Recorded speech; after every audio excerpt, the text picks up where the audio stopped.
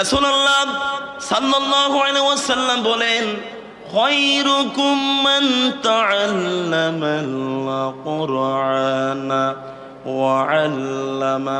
আল্লাহ রাসূল বলেন, তোমাদের মধ্যে ওই ব্যক্তি সর্বোত্তম যে ব্যক্তি নিজে কোরআন শরীফ শিক্ষা গ্রহণ করে এবং অপরকে কোরআন শরীফ শিক্ষা দেয়। বলে সুবহানাল্লাহ।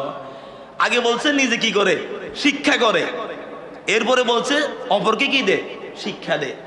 তাহলে পৃথিবীর মধ্যে যার সবচেয়ে বেশি টাকা আছে, যার সবচেয়ে বেশি বিল্ডিং আছে, যার সবচেয়ে বেশি ধন দৌলত আছে, যে সবচেয়ে উচ্চ শিক্ষিত, হাদিসের ভাষ্য মতে সে কোনোদিনও সর্বোত্তম না, ঠিক কিনা বলেন?